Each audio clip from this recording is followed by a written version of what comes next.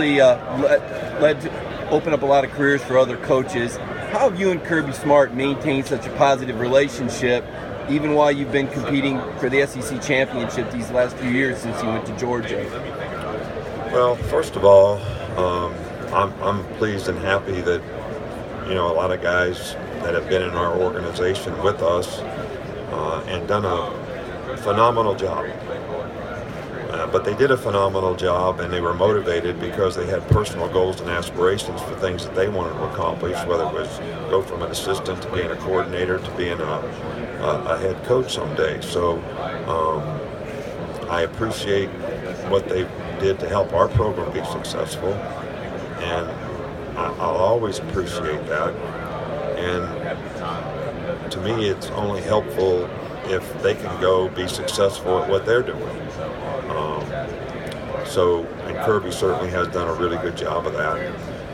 I think one of the things that, Bill Belichick is a good example. He and I worked together for 4 years in Cleveland. We've been good friends for years and years and years, all the way from when I was back at the Naval Academy in 1981 and worked with his father. So we coached in the same division, when I was at the Dolphins and he was at the Patriots. And we played 2 times a year.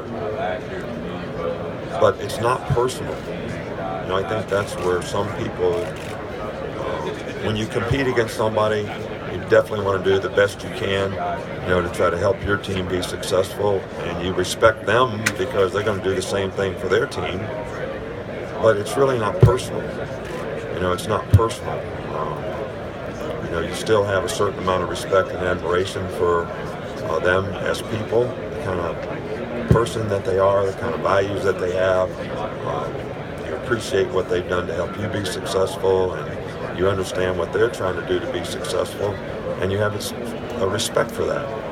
And I don't think that's unhealthy in any way, shape, or form. So, and we certainly have a lot of respect for Kirby and what he's done in Georgia, and the very, very difficult games that we've had in playing in the last couple of years. You mentioned secrets a minute ago and not wanting that to get out.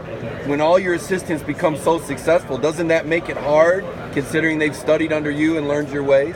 No doubt. They get to pick and choose which parts of what we do they'll utilize, which is and what they want to do themselves to try to maybe make it better. I did the same thing when I was coming up. I learned a tremendous amount from whether it was George Perlis at Michigan State or Bill Belichick at the Cleveland Browns. I don't think I ever worked for anybody where I didn't learn something that was either a good way to do it or maybe this isn't such a good way to do it. But that's what knowledge and experience, that's how you kind of gain it and decide what you feel is best for your program. And then when you get the opportunity to be a head coach, you can try to implement it the way that you feel that you can put the mark on having the best chance to be successful in your organization.